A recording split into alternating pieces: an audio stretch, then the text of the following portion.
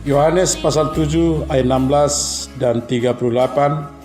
Jawab Yesus kepada mereka, ajaranku tidak berasal dari diriku sendiri, tetapi dari Dia yang mengutus aku. Barang siapa percaya kepadaku, seperti yang dikatakan oleh kitab suci, dari dalam hatinya akan mengalir aliran-aliran air hidup. Haleluya, kita berdoa. Ya Tuhan Allah, Bapa kami yang Maha Pengasih, kami berkumpul dan bersekutu dalam memohon kepadamu dengan segenap hati kami.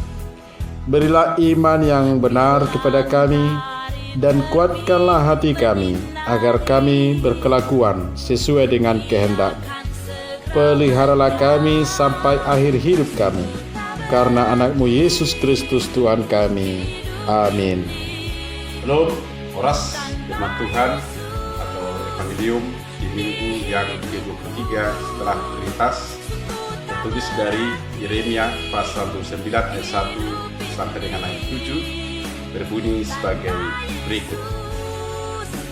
Beginilah bunyi surat yang dikirim oleh Nabi Yeremia dari Yerusalem kepada tua-tua di antara orang buangan, kepada imam-imam, kepada nabi-nabi, dan kepada seluruh rakyat yang telah diangkut ke dalam pembuangan oleh Nebukadnezar dari Yerusalem ke Babel. Itu terjadi sesudah Raja Yekonia beserta ibu suri, pegawai-pegawai istana, pemuka-pemuka Yehuda dan Yerusalem, tukang dan pandai besi telah keluar dari Yerusalem. Surat itu dikirim dengan perantaraan Elasa bin Safan dan Gemaria bin Hilkia yang diutus oleh Sedekia, Raja Yehuda ke Babel, kepada Nebukadnezar, Raja Babel. Bunyinya, beginilah firman Tuhan semesta alam Allah Israel kepada semua orang buangan yang diangkut ke dalam pembuangan dari Yerusalem ke Babel. Dirikanlah rumah untuk kamu diami, buatlah kebun untuk kamu nikmati hasilnya. Ambillah istri untuk memperanakkan anak laki-laki dan perempuan. Ambilkanlah istri bagi anakmu laki-laki dan carikanlah suami bagi anakmu perempuan, supaya mereka melahirkan anak laki-laki dan perempuan, agar di sana kamu bertambah banyak dan jangan berkurang. Usahakanlah kesejahteraan kota kemana kamu aku buang, dan berdoalah untuk kota itu kepada Tuhan, sebab kesejahteraannya adalah kesejahteraanmu. Demikian pembacaan firman Tuhan. Saudara, berdasarkan teks yang sudah kita baca, tema bagi kita adalah mewujudkan kesejahteraan bersama dalam bahasa Batak, Pajongjokon Hasonangan Nihuta. Situasi internasional saat itu mengancam berdirinya kerajaan Yehuda dengan bangkitnya kerajaan Babel dan Mesir menjadi kerajaan besar. Kedua kerajaan itu boleh disebut sebagai negara superpower kala itu, berusaha menundukkan kerajaan-kerajaan yang ada di sekitarnya. Untuk mempertahankan diri dari serangan dari negara superpower itu, orang Yehuda mencoba meminta bantuan kepada orang Mesir. Karena perbuatan itu, terjadilah sinkretisme keagamaan di tengah bangsa Yehuda. Mereka berharap bisa lepas dari ancaman itu apabila mereka menyembah Allah bangsa superpower itu. Akibat ulah bangsa itu atau bangsa Yehuda, maka Allah murka dengan membiarkan mereka ditawan di dalam pembuangan Babel. Tetapi apa yang kita lihat, walau Allah membiarkan mereka ditawan, tetapi Allah tak bisa menyembunyikan kasih-Nya. Maka Allah memerintahkan supaya mereka mau memperbaiki sikap hidup dan perilaku mereka yang menyeleweng itu di pembuangan. Dengan syarat itu, mereka bahkan diajar agar mampu menjadi berkat di tengah-tengah bangsa yang menjajah mereka. Itulah saudara yang mau disampaikan dalam nas ini, sesuai dengan tema kita mewujudkan kesejahteraan bersama. Maka sebagai umat Tuhan, apa peran kita mewujudkan kesejahteraan bersama di tengah bangsa kita? Mari kita lihat dari ayat 1 sampai dengan ayat 4. Itulah yang pertama, bahwa peran kita adalah menyatakan kebenaran dengan segala konsekuensi. Saudara, kemunafikan dan kepalsuan saat ini menjadi warga bangsa ini termasuk mencari kambing hitam dan memberikan pembelaan-pembelaan palsu untuk menghindari masalah menjadi hal yang lumrah. Akhirnya, saat melihat sesuatu yang salah, kita menganggapnya biasa-biasa saja. Misalnya melihat ada yang nyontek, itu hal yang biasa. Melihat ada yang mencuri, korupsi saat dia memangku jabatan atau dalam kepanitiaan, melihat kepalsuan di lingkungan kita dan lain sebagainya. Saudara, Yeremia hidup di zaman yang paling buruk dalam sejarah Israel atau Yehuda. Setelah kerajaan Israel terbelah dua, kerajaan Yehuda akhirnya mengikuti Israel dalam penyembahan berhala dan merosotnya moralitas. Raja berganti-ganti, dan setelah sempat dijajah Mesir, Israel dikalahkan Babel dengan rajanya Nebukadnezar. Nebukadnezar membawa hampir seluruh orang Israel, termasuk yakni Daniel dengan kawan-kawan ke Babel. Pada ayat 1 kita baca, disebutkan yang dibawa ke Babel yaitu imam-imam, nabi dan seluruh rakyat. Raja Nebukadnezar mengangkat Raja Yoyakin untuk memerintah Yehuda, tapi setelah 3 bulan raja itu memberontak dan Nebukadnezar kembali menyerang dan membawa semua pegawai istana, pemuka-pemuka, tukang dan pandai bisi. Kita bisa baca ayat 2, semuanya diangkut, termasuk semua orang yang bisa berperang, dan meninggalkan orang-orang lemah yang dipimpin raja yang pelin-pelan itu, Raja Yedekia. Raja yang juga dipandang jahat di mata Tuhan. Bisa kita baca 2 Raja-Raja 24 ayat 19 sampai 20. Saudara yang kasih, Yeremia adalah nabi yang tinggal di Yehuda. Ia hidup di lingkungan yang jahat. Disitulah ia menyatakan kebenaran. Sulit ya, menyatakan kebenaran di tengah-tengah lingkungan yang jahat. Karena mendapat tekanan dari penguasa dan penduduk Yehuda, Yeremia juga menghadapi nabi-nabi palsu yang memberikan harapan palsu bagi masyarakat. Akibatnya, Yeremia mengalami banyak penderitaan seperti dipukul, dipasung, diancam, bahkan dibunuh, dipenjara, dan dilecehkan. Pernyataan nabi palsu Hananya bin Azur yang menubuatkan Babel akan hancur dan Yehuda akan kembali ke Yerusalem dalam 2 tahun disenangi oleh orang-orang dalam pembuangan itu. Saudara, tapi yang dilakukan Yeremia adalah menyatakan kebenaran bahwa bangsa yang besar tersebut dihukum Tuhan karena perbuatan mereka. Yerusalem hancur dan mereka dibuang ke Babel selama 70 tahun. Saudara, waktu yang menjadi jawabannya. 2 tahun telah lewat dan Babel makin kuat. Tidak ada tanda-tanda kepulangan dari pembuangan. Para penduduk Yehuda makin putus asa. Yeremia kembali menegaskan nubuatan Tuhan itu. Dia mengamini penglihatannya bahwa umat Israel yang terbuang adalah buah ara yang baik yang akan diperhatikan Tuhan. Karena itu, Yeremia meminta secara tidak langsung agar mereka di pembuangan bisa menerima konsekuensi dosa-dosa mereka. Sambil menunggu masa hukuman itu berakhir, karena itulah ia menuliskan surat kepada orang buangan, walau kenyataan pahit itu tidak bisa diterima beberapa orang, tapi itulah kebenaran. Menyatakan kebenaran yang berbeda dengan lingkungan, memberikan konsekuensi yang besar. Kita bisa lihat si Musa, Daniel, Tuhan Yesus, Yohanes Pembaptis, Paulus, dan lain-lain. Mereka menanggung konsekuensi atas kebenaran yang mereka kemukakan. Ya, itu yang bisa dilihat. Menyatakan kebenaran adalah panggilan kita sebagai umat Kristus, saudara. Apapun konsekuensinya, ketika kita menegur teman yang menyalahgunakan uang misalnya, saat kita memberikan suatu pertimbangan walau bertentangan dengan kebijakan atasan atau mendahulukan kepentingan umum, kita mungkin akan dijauhkan, diomeli, dan itulah konsekuensi yang kita terima. Konsekuensi saat kita mau memberi peran untuk bangsa ini. Yang kedua, saudara, ayat 5-6, bekerja dan membangun. Saudara yang kekasih, saat kebenaran dinyatakan dengan kata-kata, maka akan banyak sekali pertentangan. Maka ada ungkapan yang mengatakan mulutmu harimaumu, menunjukkan bahwa kata-kata bisa berbalik pada kita. Maka hati-hati dengan lidah, karena kita akan dianggap seperti orang munafik yang bisa membuat sikap tapi tidak melakukannya. Begitupun dalam perbuatan. Kita tidak bisa menasehati dan memberikan pertimbangan tanpa melakukan apapun. Itu sia-sia. Orang Yehuda yang dibuang menjadi bangsa yang asing di tengah penduduk Babel, mereka mengalami goncangan psikologis karena perbedaan budaya, agama, dan pemerintahan. Selama ini mereka menyembah satu Allah, tapi di Babel ada sekitar 2.500 dewa.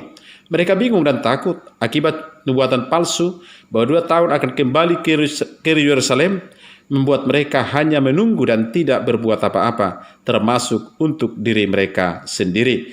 Mereka tidak membuat rumah permanen dan mengusahakan ladang, termasuk juga tidak menikah dan mempunyai anak, karena akan menyusahkan saat pulang nanti. Toh hanya 2 tahun pikir mereka.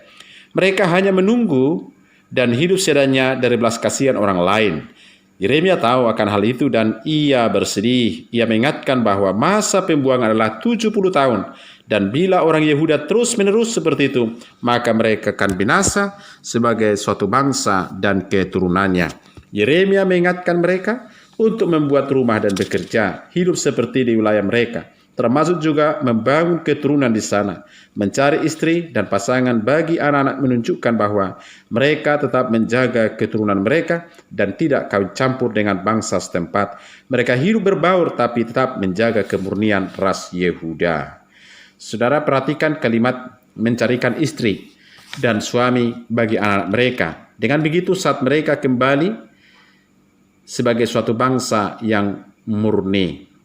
Ada sebuah bacaan yang menarik tentang berpangku tangan. Mengatakan, kadang diam itu bijaksana, tapi untuk membangun karir tidak bisa dengan berpangku tangan. Tapi saat kita terlalu banyak pertimbangan, kita akhirnya tidak melakukan apa-apa.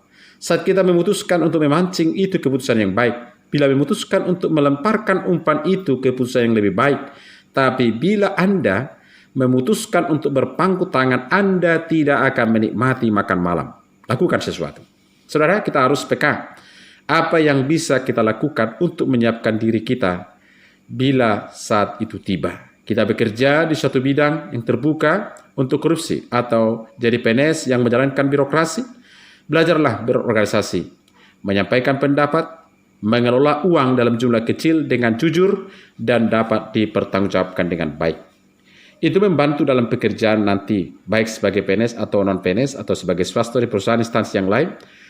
Ya, maka mulai misalnya anak SMA harus belajar berorganisasi, berpelayanan di tingkat SMA sampai mahasiswa, ya, atau di organisasi-organisasi yang lain. Di gereja juga ada pemuda gereja, belajarlah mengelola uang. Misalnya ketika memangku jabatan di kepanitiaan. Latihan-latihan kecil itu yang membuat kita bisa akan mengerjakan sesuatu. Jika kita nanti akan bekerja di saat menerima jabatan tertentu, misalnya saat PNS atau di jabatan-jabatan yang lain di swasta. Berbicara, maka kita akan dilatih bagaimana berbicara dengan pimpinan, seperti apa, sopan santun, ya, dalam menyampaikan pendapat dan berbicara, serta hal-hal lainnya. Saudara, siapkan diri Anda untuk suatu peran yang lebih besar bagi bangsa ini. Kita pasti akan bekerja, bukan saja untuk memenuhi kebutuhan kita, tapi melakukan sesuatu bagi bangsa ini. Seperti membayar pajak, menjaga barang publik, ya, lampu-lampu jalan jangan asal dilempari. Mari, ya, maka kesejahteraan bangsa kita juga akan mendapat kontribusi dari peran kita. Dengan menjaga saja, itu akan berkontribusi besar bagi menjaga area-area publik. Itu juga menjadi akan peran yang positif bagi bangsa kita ini. Yang ketiga, saudara, 7. Ini yang terakhir, mari hidup berbagi untuk kepentingan yang lebih besar.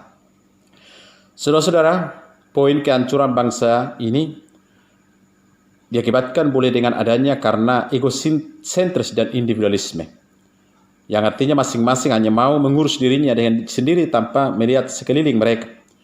Hidup untuk diri sendiri dan memperkaya diri. Sedangkan di sekeliling atau di tempat lain, tempat lain Indonesia, banyak sekali masyarakat yang masih miskin, rawan pangan, kekurangan gizi, tidak punya tempat tinggal, fasilitas pendidikan yang tidak memadai, dan akses layanan publik yang kurang baik, secara khususnya akses layanan kesehatan. Ya, masih banyak. yang bisa kita lihat di berbagai sudut-sudut bangsa Indonesia ini. Yeremia tahu bahwa membangun komunitas itu penting bagi warga buangan di Babel. Yeremia memang meminta mereka untuk tetap menjaga tali kekeluargaan dalam membangun keturunan. Tapi Yeremia mengingatkan bahwa kepentingan mereka sebagai suatu bangsa buangan ada di tangan pemerintah yang berkuasa atas mereka. Di wilayah tempat mereka dibuang, yaitu Babel. Maka kesejahteraan bangsa Babel juga akan berdampak bagi bangsa mereka juga. Kepedulian pada kepentingan yang lebih besar ini yang membuat Yehuda disegani sebagai suatu bangsa di dalam Babel. Daniel dan SMA alias Sadrak, Mesah, dan Abednego memahami hal itu. Meski orang Yehuda dan berhasil menjadi pejabat tinggi di Babel, mereka tak mengutamakan kepentingan Babel di atas segalanya. Mereka tidak menggunakan kekuasaan mereka untuk memberontak dan lainnya. Kesadaran bahwa yang mereka alami adalah hukuman konsekuensi keputusan mereka dan mereka akan hidup lama di Babel membuat mereka juga membangun bangsa ini, tempat di mana mereka tinggal. Apa yang bisa kita lakukan untuk kesejahteraan bangsa ini? Jangan justru juga kita melihat terlihat jauh. Lihatlah sekeliling kita. Saudara-saudara kita yang tidak mampu. Jangan berpikir orang lain dulu. Mungkin ada di tengah-tengah keluarga kita.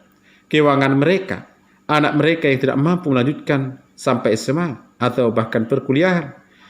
Mungkin ada pasien yang membutuhkan darah. Lingkungan kita yang kumuh dan kering. Ya, lakukanlah sesuatu untuk bangsa ini. Apa yang mau kita perbuat? Sing-singkan dengan baju untuk kepentingan yang lebih besar, untuk kesejahteraan semua orang. Ya, kalau kamu masih kuliah yang baik dan tepat waktu. Jangan habiskan uang kuliah ya yang bisa selesai dengan 4 tahun misalnya. Sisakan untuk saudara Anda. Donorlah darah yang bisa memberikan donor darah untuk orang-orang yang bahkan tidak kita kenal. Jagalah kebersihan, terutama di tempat-tempat yang kumuh. Tanamlah pohon, lakukan sesuatu untuk bangsa ini sesuai dengan porsi kita dan lain-lain sebagainya. Banyak kontribusi yang bisa kita berikan. Termasuk misalnya akhir-akhir ini bagaimana dengan menyuarakan pendapat dengan demonstrasi. Pastikan Anda mengerti dengan jelas apa yang Anda suarakan. Misalnya demonstrasi terhadap undang-undang Omnibus Law itu, Omnibus Law atau undang-undang Cipta Karya itu, undang-undang Cipta Karya. Jangan justru kita ikut-ikutan. Jangan sampai jadi tunggangan politik, jangan sampai terjadi kerusuhan yang malah jauh dari cita-cita demokrasi. Bila ingin berbuat lebih banyak, ya boleh masuk dalam urusan birokrasi. Dengan begitu kita akan bisa merubah dari dalam lebih efektif. Ya, kalau bercita-cita lah misalnya jadi hakim, jaksa, polisi, tetapi yang berintegritas. Doakan bangsa ini dengan kerendahan hati, menyerahkan bangsa ini dalam tangan Tuhan. Maka mengakhiri khotbah ini, ingatlah slogan yang sering kita suarakan, ora labora, artinya bekerja sambil berdoa. Ya, jadi khusus penekanan ayat 7 ini sesuai dengan tema kita. Ya, dikatakan bahwa mereka diminta, artinya dalam teks ini bangsa Israel di masa pembuangan untuk mengusahakan kesejahteraan kota Babel dan mendoakannya. Ya, kita juga harus seperti itu di tengah bangsa dan negara kita ini. Alasannya, jika Babel sejahtera, maka mereka sebagai penduduk juga sejahtera. Sama jadi dengan tengah bangsa kita Indonesia ini. Ya, sebagai umat Tuhan, orang Kristen, kita harus mengusahakan dan mendoakan kesejahteraan kota, tempat di mana kita berada, karena kesejahteraan mereka juga kesejahteraan kita. Ya, kata di sana menunjuk dalam teks ayat 7 ini ada 2 aktivitas berbeda namun saling berhubungan. Yang pertama, mengusahakan, artinya melakukan secara nyata demi kesejahteraan kota di mana kita tinggal. Yang kedua, menjangkau kehidupan di luar tembok-tembok gereja yang berfungsi nyata. Ini juga adalah panggilan Tuhan. Yang ketiga, mendoakan itu penting. Karena dalam teks ini ada kata mendoakan. Sesuai dengan firman Tuhan Yakobus 5:16 bahwa doa punya kuasa yang luar biasa. Tapi dikatakan di sana jika dilakukan orang benar. Doa orang benar sangat besar kuasanya. Ya, sangat besar kuasanya. Dan yang keempat, tetap sebuah tindakan yang nyata yang aktif itu penting, maka begitu pentingnya diletakkan di depan. Kata firman ini, mengusahakan baru menduakan. Tapi ada istilah mengatakan, duakan pekerjaanmu, kerjakan doamu. Yang kelima, ada 4 elemen dalam mengusahakan itu. Yang pertama, mengerjakan sesuatu. Yang berikutnya, mengikhtiarkan berpikir dalam untuk mencari solusi. Yang berikutnya, berusaha sekuat-kuatnya dalam melakukan sesuatu. Dan yang keempat, membuat dan menciptakan sesuatu. Maka melalui 4 elemen ini, marilah dalam mewujudkan kesejahteraan bersama, mari kita yang pertama mementingkan kesejahteraan bersama dengan kita tekun bekerja. Dan yang kedua, mengusahakan kasih bagi sesama. Kiranya Tuhan memberkati kita. Amin. Anugerah Tuhan kita Yesus Kristus, kasih setia Allah Bapa, serta persekutuan Roh Kudus menyertai kamu. Amin.